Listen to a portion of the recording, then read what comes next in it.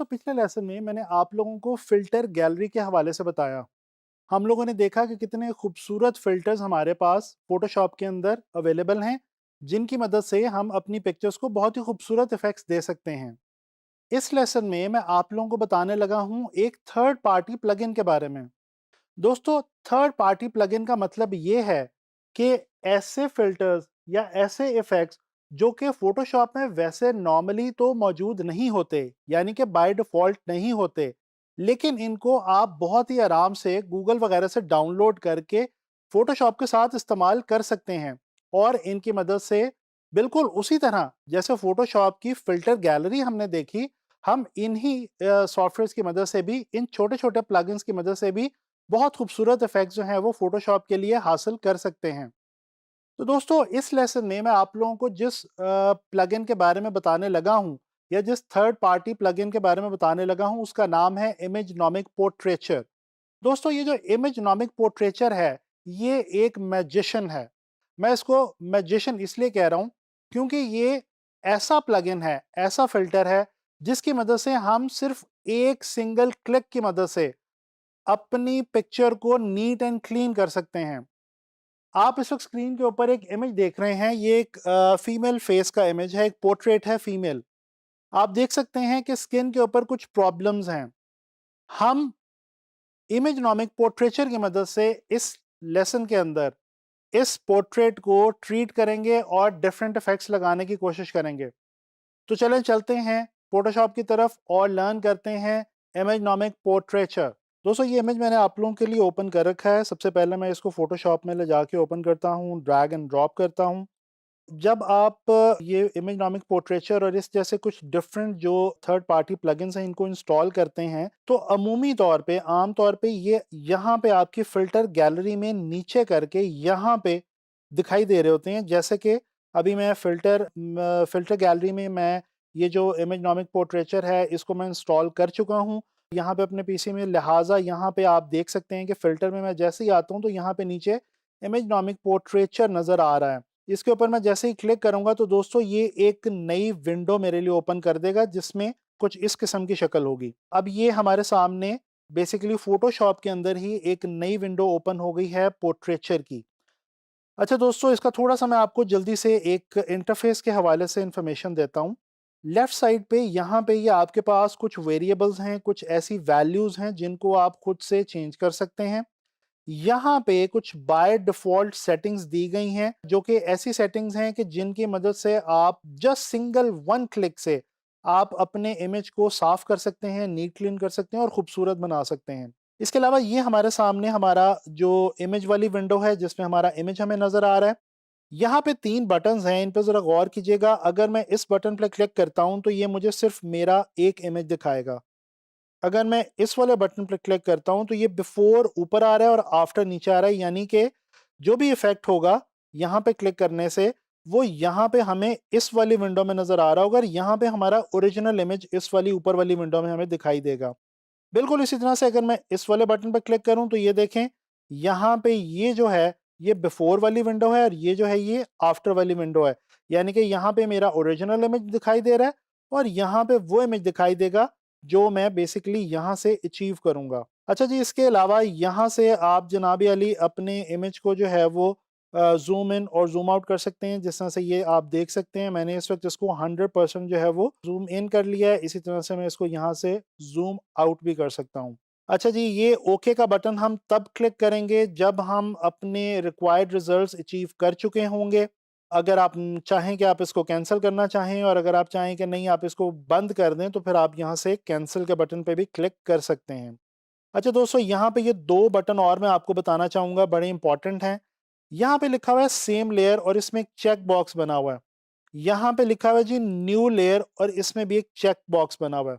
दोस्तों यहाँ पे मैं आपको बताता चलूँ कि अगर आप सेम लेयर वाले बटन को चेक करेंगे तो इसका ये मतलब है कि आप जो भी इफेक्ट हासिल कर रहे हैं वो आपकी ओरिजिनल लेयर के ऊपर ही हासिल होगा। जबकि इसके अलावा अगर आप न्यू लेयर वाले बटन को चेक करते हैं तो दैट मीन्स कि आपका जो फिल्टर है वो एक नई लेयर में, यानी कि आपकी ओरिजिनल लेयर को डुप्लीकेट करके उसके ऊपर अप्लाई होगा। तो मैं प्रेफ़र आप लोगों को ये करता हूँ कि आप यहाँ पे न्यू लेयर का जो बटन है इसको आप चेक करके रखें, ताकि आपका ओरिजिनल इमेज आपके पास वैसे का वैसे महफूज़ रहे और जो भी आप इफ़ेक्ट लें यहाँ से पोर्ट्रेचर से, वो आपके पास एक नई लेयर की सूरत में हासिल हो। अच्छा जी, अब आते हैं ज़रा हमारे इस प्रीसेट की तरफ, जो हमारे ये लेफ्ट साइड पे हमें अवेलेबल है। दोस्तों इसको मैं ओपन करता हूँ तो आप देख सकते हैं यहाँ पे कुछ ऑप्शंस अवेलेबल हैं जो कि बहुत ही इंटरेस्टिंग सी हैं। सबसे पहले हमारे पास यहाँ पे लिखा हुआ है जी डिफ़ॉल्ट। डिफ़ॉल्ट का मतलब है कि हमारी वो सेटिंग्स जो कि एक्चुअल हमारा जो इमेज है, ओरिजिनल इमेज है, उसके ऊपर जो एक्चुअल सेटिंग्स हैं वो हमें यहाँ से अचीव हो जाएँगी। Smoothing normal. अच्छा दोस्तों, यहाँ पे मैं आपको ये भी बताता चलूँ, ये जो पोर्ट्रेचर का जो प्लगइन है, इसका जो असल मकसद है या जो एक्चुअल इसका फोर्टे है, इसकी एक्सपर्टीज़ है, वो ये है कि ये स्किन को स्मूथ करने के काम आता है। दोस्तों आप लोगों ने कुछ लेसन्स में देखा, लर्न किया कि कुछ टूल्स हमने इस्तेमाल किए फ़ोटो रीटचिंग के, जिनकी मदद से हम लोगों ने स्किन को रीटच किया। दोस्तों ये जो प्लगइन है, ये जस्ट 1 क्लिक की मदद से वो तमाम काम हमारे लिए कर सकता है, जो हम बेशतर दूसरे जो हमारे टूल्स हैं, उनकी मदद से काफ़ी मेहनत करके करते हैं। यहाँ पे हमारी जो ऑप्शन है जी स्मूथिंग नॉर्मल, अगर मैं इसको क्लिक करता हूँ तो आप लोगों को यहाँ पे शायद नज़र आ सकता है। अगर इसको मैं ज़ूम करूँ, ये देखिए मैंने 100% ज़ूम किया, तो आप देख सकते हैं कि यहाँ पे आपको स्किन कुछ स्मूथ हुई दिखाई दे रही है। इसी तरह से अगर मैं स्मूथिंग मीडियम पे क्लिक करूँ तो यहाँ पे आपको स्किन कुछ मज़ीद स्मूथ नज़र आएगी। इसी तरह से अगर मैं स्मूथिंग स्ट्रॉन्ग पे जाऊँ तो यहाँ पे आपको स्किन काफ़ी ज़्यादा हद तक स्मूथ नज़र आ सकती है। अगर मैं यहाँ पे होल्ड करूँ, क्लिक करूँ तो यहाँ पे मेरा ओरिजिनल इमेज नीचे दिखाई दे रहा है। अच्छा, इसके अलावा कुछ और ऑप्शंस भी यहाँ पे हमारे पास अवेलेबल है। मैं वापस डिफ़ॉल्ट पे आता हूँ ताकि मेरा इमेज जो है वो अपनी असल हालत में आ जाए। इसके बाद ग्लैमर, यहाँ पे हमारे पास एक ऑप्शन है ग्लैमर की, आप अपने इमेज को ग्लैमराइज़ कर सकते हैं। यहाँ पे कुछ ऐसे प्रीसेट्स अवेलेबल हैं, जिनकी मदद से आप ये इफ़ेक्ट दे सकते हैं। अगेन मैं डिफ़ॉल्ट क्लिक करता हूँ और फिर आता हूँ जी टोन्स पे। दोस्तों ये भी एक बहुत ही इफ़ेक्टिव और बहुत मज़ेदार हमारे पास ऑप्शन है। ये हमारे पास वो ऑप्शन है जिसकी मदद से हम अपने इमेज के अंदर जो कलर टोन्स हैं, या वो एनहांस कर सकते हैं। यानी कि स्किन तो स्मूथ होगी होगी, लेकिन उसके साथ-साथ कलर टोन्स भी जो हैं, वो भी काफ़ी हद तक इम्प्रूव हो जाएँगे। इसके अलावा हमारे पास ये हाई की एक ऑप्शन है और ये हमारे पास एक लो की ऑप्शन है।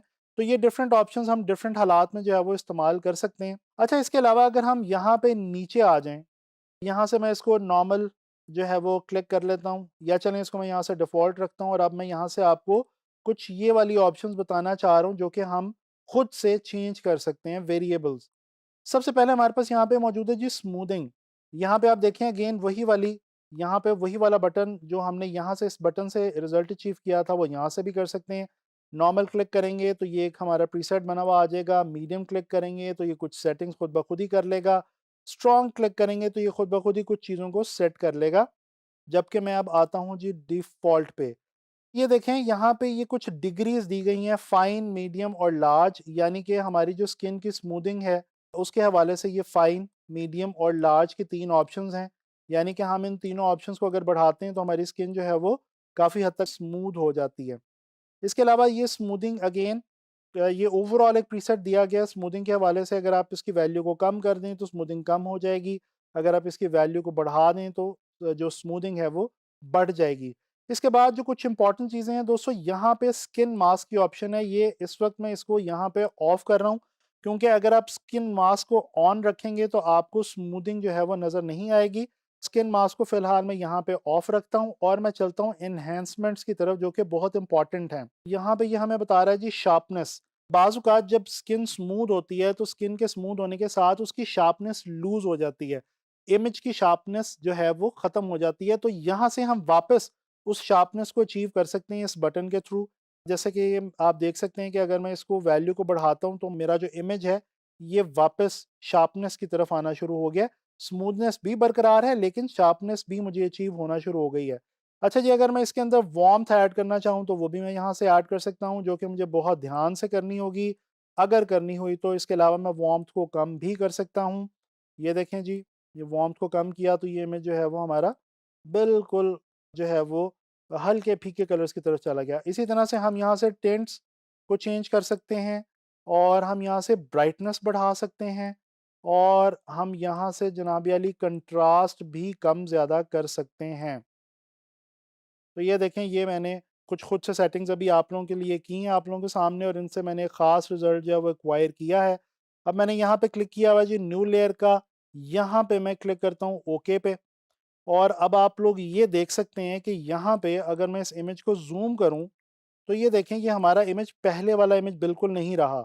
ये एक नई लेयर आ गई है, जिसको मैं ऑफ करूँ तो हमारा ओरिजिनल इमेज बिल्कुल नीचे जो है वो विज़िबल है, और ऑन करूँ तो हम देख सकते हैं कि हमारा जो इमेज है वो बिल्कुल थोड़े से काम से कितना इम्प्रूव हो चुका है। तो दोस्तों, ये आप लोगों ने देखा कि इमेज नॉमिक पोर्ट्रेचर जो है कितने इंटरेस्टिंगली इमेजेस को जो है वो ट्रांसफ़ॉर्म करता है।